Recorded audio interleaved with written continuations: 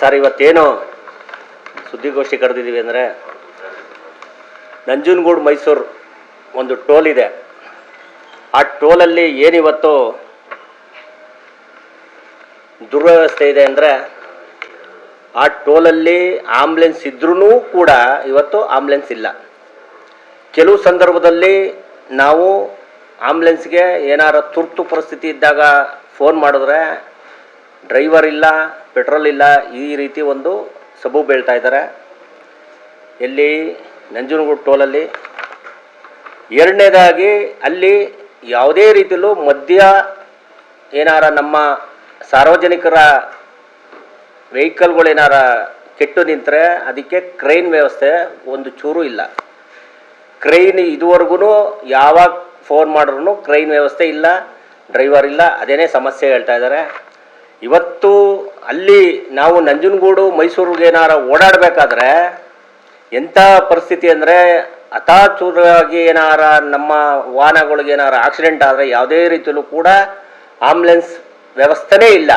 ನಾವು ಸುಮಾರು 3-4 ಬಾರಿ ಅವ್ರಿಗೆ ಫೋನ್ ಮಾಡಿದ್ರು ಕೂಡ ಡ್ರೈವರ್ ಇಲ್ಲ, ಎಲ್ಲ ಹೋಗಿದ್ದಾನೆ, ಪೆಟ್ರೋಲ್ ಇಲ್ಲ, ಕಾರ್ ಕೆಟ್ಟೋಗಿದೆ, ಇದೇ ಒಂದು ಸಬೂಬನ್ನ ಹೇಳ್ಕೊಂಡು ಬಂದಿದ್ದಾರೆ. ಮತ್ತು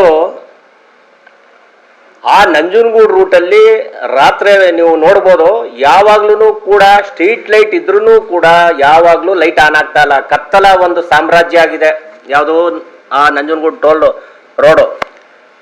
ನಾನು ಸುಮಾರು ಬಾರಿ ರಾತ್ರಿ ಟೈಮ್ ಹೋದಾಗ ನೋಡ್ತೀನಿ, ಅಲ್ಲಿ ಯಾವುದೇ ಕಾರಣಕ್ಕೂ ಅಲ್ಲಿ ಟೋಲಲ್ಲಿ ಸ್ಟ್ರೀಟ್ ಲೈಟ್ನ ಹಾಕೋದೂ ಇಲ್ಲ. ಯಾಕೆ? ಸಾರ್ವಜನಿಕರಿಗೆ ತೊಂದರೆ ಆಗುತ್ತೆ ಅಂತ ನಿಮ್ಗೆ ಯಾರಿಗೂ ಗೊತ್ತಿಲ್ವಾ?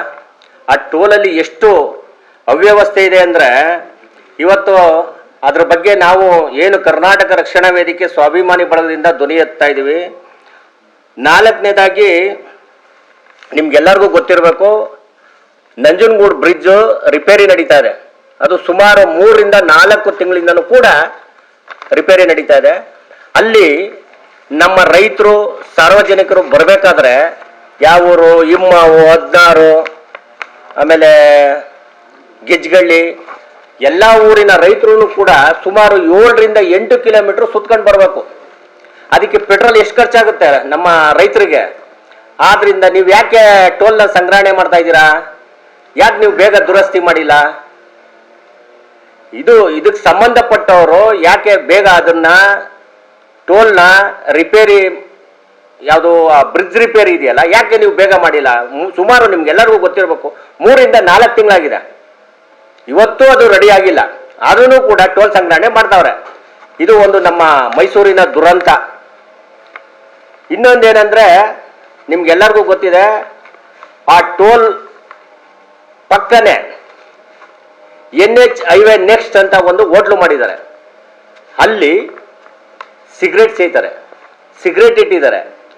ಅದ್ರ ಪಕ್ಕನೆ ಮಹಿಳೆಯರ ಶೌಚಾಲಯ ಇದೆ. ಮಹಿಳೆಯರು ಹೋಗ್ಬೇಕು ಅಂದ್ರೆ ಎಲ್ಲರೂ ಸಿಗರೇಟ್ ಸೇಯ್ತಾ ನಿಂತಿರ್ತಾರೆ. ನಿಮ್ಗೆ ಅದೆಲ್ಲ ದಾಖಲಾತಿಗಳು ಕೊಡ್ತೀನಿ. ಸಿಗರೇಟ್ ಮಾರಿರೋದು ಯಾಕೆಂದ್ರೆ ಇವತ್ತು ಏನ್ ಟೋಲ್ ಪಕ್ಕ ನಿಮ್ಗೆಲ್ಲ ತಿಳಿದಿರಂಗೆ ಸಿಗರೇಟ್ ಮಾರಂಗಿಲ್ಲ. ಅಲ್ಲಿ ಸಂಚಾರ ಮಾಡಬೇಕಾದ್ರೆ ಸುಮಾರು ನೀವು ರಾತ್ರಿ ಹೊತ್ತಾಗ್ಬೋದು, ಬೆಳಿಗ್ಗೆ ಹೊತ್ತಾಗ್ಬೋದು, ಕಾರು, ಬೈಕು ಎಲ್ಲ ಸುಮಾರು ಒಂದು 100 ಬೈಕ್ ನಿಂತಿರ್ತದೆ, 100 ಕಾರ್ ನಿಂತಿರ್ತದೆ. ಸಾರ್ವಜನಿಕರು ಯಾವ ಕಡೆಯಿಂದ ಹೋಗ್ಬೇಕು? ಟೋಲಿಂದ ಹೋಗ್ಬೇಕಾದ್ರೆ ಎಷ್ಟು ದುರವ್ಯವಸ್ಥೆ ಇದೆ. ಇದ್ರ ಬಗ್ಗೆ ಯಾಕೆ ಟೋಲ್ ಅವರು ಗಮನ ತಗೋತಾ ಇಲ್ಲ? ಎಡಭಾಗ ಬಲಭಾಗ ಎರಡೂ ಭಾಗನೂ ಕೂಡ ಅಲ್ಲಿ NH ಹೈವೇ ನೆಕ್ಸ್ಟ್ ಅಂತ ಹೋಟ್ಲು ಮಾಡಿದ್ದಾರೆ. ಅದು ನಿಮ್ಗೆ ದಾಖಲಾತಿ ಕೊಡ್ತೀನಿ. ಅವ್ರಿಗೆ ಯಾವುದೇ ಒಂದು ಪುರವಾಣೆ ಕೊಟ್ಟಿಲ್ಲ, ಪಟ್ಟಣ ಪಂಚಾಯತಿಯಿಂದ ಲೈಸೆನ್ಸ್ ಕೊಟ್ಟಿಲ್ಲ, ಆದ್ರೂ ಕೂಡ ಅವ್ಯವಹಾರವಾಗಿ ಹೋಟ್ಲು ಇಟ್ಕೊಂಡಿದ್ದಾರೆ. ಮಹಿಳೆಯರು ಅಲ್ಲಿ ಶೌಚಾಲಯಕ್ಕೆ ಹೋಗ್ಬೇಕಾದ್ರೆ ಸಿಗರೇಟ್ ಸೇಯ್ಕೊಂಡು ನಿಂತಿರ್ತಾರೆ. ಮಹಿಳೆಯರು ಯಾವ ರೀತಿ ಹೋಗಿ ಅಲ್ಲಿ ಸಿಗರೇಟ್ ಶೌಚಾಲಯಕ್ಕೆ ಹೋಗ್ಬೇಕು? ಕೂಡ್ಲೆ ಏನಲ್ಲಿ ರೋಡಲ್ಲಿ ಹೋಗ್ಬೇಕಾದ್ರೆ, ಹೈವೇ ರೋಡ್ ಅದು, ಕಾರು ಬೈಕಲ್ಲಿ ಹೋಗ್ಬೇಕಾದ್ರೆ ಎಷ್ಟು ದುರಂತ ಆಗ್ಬೋದು. ಅದಕ್ಕೆ ಯಾರು ಇದ್ರ ಬಗ್ಗೆ ಕ್ರಮ ತಗೋಬೇಕು ಅಂದ್ರೆ ಆ NH ರೋಡಿನ ಟೋಲ್ ಸಂಗ್ರಹಣೆ ಮಾಡೋರು ಅದ್ರ ಬಗ್ಗೆ ಗಮನ ತಗೋಬೇಕು. ಅದು ಫಸ್ಟ್ ಅಲ್ಲಿ ಎಡಭಾಗ ಬಲಭಾಗ ಏನ ಹೋಟ್ಲಿದೆ, ಯಾವುದು NH ಹೈವೇ ನೆಕ್ಸ್ಟ್, ಆ ಹೋಟೆಲ್ನ ಫಸ್ಟ್ ತೆರವು ಮಾಡಿಸಿ. ನಿಮ್ಗೆಲ್ಲರಿಗೂ ಗೊತ್ತಿದೆ ನೋಡಿ, ನಾನು ಅದು RTL ಹಾಕಿ ತಗೊಂಡಿದ್ದೀನಿ. ಅವ್ರಿಗೆ ಪಟ್ಟಣ ಪಂಚಾಯತಿ ಆಗ್ಬೋದು ಯಾವುದರಿಂದನೂ ಕೂಡ ಒಂದು ಟ್ರೇಡ್ ಲೈಸೆನ್ಸು ಕೊಟ್ಟಿಲ್ಲ. ಆದ್ರೂ ಕೂಡ ಅವರು ಹೋಟ್ಲು ನಡೆಸ್ತಾ ಇದ್ದಾರೆ. ಇನ್ನೊಂದೇನಪ್ಪ ಅಂದ್ರೆ, ಸದರಿ ಹೋಟ್ಲನ್ನ ತೆರೆಯುವಾಗ ಸಂಬಂಧಪಟ್ಟ ಕಚೇರಿಯಿಂದ ಪರವಾನಗಿ ತೆಗೆದುಕೊಳ್ಬೇಕು. ಯಾರೂ ಕೂಡ ಅಲ್ಲಿ ತಗೊಂಡಿಲ್ಲ. ಸುಮಾರು ಅಲ್ಲಿ 20ರಿಂದ 25 ಜನಕ್ಕೆ ಅಡಿಗೆ ಮಾಡ್ತಾರೆ. ಅದು ಸಿಲಿಂಡ್ರು ಸುಮಾರು 5ರಿಂದ 7 ಸಿಲಿಂಡರ್ ಇದೆ, ಅಡಿಗೆ ಮಾಡ್ತಾ ಇರ್ತಾರೆ ಯಾವಾಗ್ಲೂ. ಅದನ್ನು ಕೂಡ ನಿಮ್ಗೆ ದಾಖಲಾತಿ ಕೊಡ್ತೀನಿ. ಆ ಹೋಟ್ಲ್ ಬಗ್ಗೆ ನನ್ನ ಹತ್ರ ವಿಡಿಯೋ ಇದೆ, ಅದು ನಿಮ್ಗೆಲ್ಲ ಕಳ್ಸ್ಕೊಡ್ತೀನಿ. ಈ ತರ ಇರುವಾಗ ಇವತ್ತು ಏನು ಆ ಸಿಲಿಂಡರ್ ಬಗ್ಗೆ ಆಗ್ಬೋದು ಮತ್ತು ಆ ಹೋಟ್ಲು ಆಗ್ಬೋದು, ಅದ್ರ ಬಗ್ಗೆ ಯಾವುದೋ ಒಂದು ಪರವಾನಗಿ ತಗೊಂಡಿಲ್ಲ. ಆದ್ರೂ ಕೂಡ ಅವರು ಅಲ್ಲಿ ಅಂಗಡಿ ನಡೆಸ್ತಾ ಇದ್ದಾರೆ, ಹೋಟ್ಲು ನಡೆಸ್ತಾ ಇದ್ದಾರೆ. ಅಲ್ಲಿ ಎಲ್ಲರಿಗೂ ಕೂಡ ಎಷ್ಟು ತೊಂದರೆ ಆಗಿದೆ ಸಾರ್ವಜನಿಕರಿಗೆ ಅಂದ್ರೆ ತುಂಬಾ ತೊಂದರೆ ಆಗಿದೆ. ನೀವು ಹೋಗ್ಬೇಕಾದ್ರೆ ನೋಡಿ, ಸುಮಾರು 100 ಬೈಕ್ ನಿಂತಿರ್ತದೆ, ಕಾರ್ ನಿಂತಿರ್ತದೆ. ಎಲ್ಲಿ ಹೋಗ್ಬೇಕು? ರೋಡಲ್ಲಿ ಹೋಗೋರು, ಆ ಟೋಲ್ ರೋಡಲ್ಲಿ ಹೋಗೋರು ಹಾರ್ಕೊಂಡು ಹೋಗೋಂಥ ಪರಿಸ್ಥಿತಿ ಬಂದಿದೆ. ಅದರಲ್ಲೂ ಕೂಡ ಆ ರೈತರು, ಸಾರ್ವಜನಿಕರು ಓಡಾಡೋ ರಸ್ತೆ ಅದು. ಯಾಕೆಂದ್ರೆ ಇದು ಗುಂಡ್ಲುಪೇಟೆ, ಮಾನಂದವಾಡಿ ಅಲ್ಲಿಗೆಲ್ಲ ಹೋಗೋಂಥ ಮೇನ್ ರೋಡ್ ಆದ್ರಿಂದ ಕೂಡಲೇ ಇದ್ರ ಬಗ್ಗೆ ಏನು ಅಧಿಕಾರಿಗಳಿದ್ದೀರಿ ಅವರೆಲ್ಲರೂ ಕೂಡ ಇದ್ರ ಬಗ್ಗೆ ಗಮನ ಹರಿಸಿ ಕೂಡಲೇ ಹೋಟೆಲ್ನ ಬಂದ್ ಮಾಡಬೇಕು.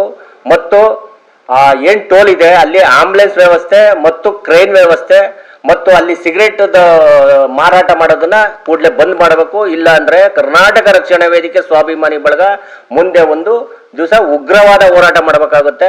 ಇದ್ರ ಬಗ್ಗೆ ಇನ್ನೊಂದೇನಂದ್ರೆ, ನಾನು ಪ್ರತಿಯೊಂದು ದಾಖಲಾತಿನೂ ಕೂಡ ಮಾನ್ಯ ಮುಖ್ಯಮಂತ್ರಿಗಾಗ್ಬೋದು, NH ರೋಡ್ನ ಅಧಿಕಾರಿಗಳಿಗಾಗ್ಬೋದು, ನಮ್ಮ ಮೈಸೂರು ಕಮಿಷನರ್ಗಾಗ್ಬೋದು, DC ಅವ್ರಿಗೆ ಎಲ್ಲರಿಗೂ ಕೂಡ ಒಂದು ನನ್ನ ಈ ಬಗ್ಗೆ ಒಂದು ಗಮನ ತರ್ತೀನಿ. ಆದ್ರಿಂದ ಕೂಡಲೇ ಏನು ಅಧಿಕಾರಿಗಳು ಇದ್ದೀರಿ ಇದ್ರ ಬಗ್ಗೆ ತನಿಖೆ ಮಾಡಿ ಆ ಅಂಗಡಿನ ಸಿಗರೇಟ್ ಮಾರೋದನ್ನ ಮತ್ತು ಅಲ್ಲಿ ಟೀ ಮಾಡೋದನ್ನ ಎಲ್ಲನೂ ನಿಲ್ಲಿಸ್ಬೇಕು. ಮತ್ತು ಏನಿವತ್ತು ಆ ರೋಡಲ್ಲಿ ಹೋಗ್ಬೇಕಾದ್ರೆ ಸಾರ್ವಜನಿಕರಿಗೆ ಒಳ್ಳೆ ಉಪಯೋಗ ಆಗೋಂಥ ಒಂದು ಪರಿಸ್ಥಿತಿನ ನೀವು ತರಬೇಕು. ಇಲ್ಲಾಂದ್ರೆ ಉಗ್ರವಾದ ಹೋರಾಟ ಮಾಡಬೇಕಾಗುತ್ತೆ ಸರ್.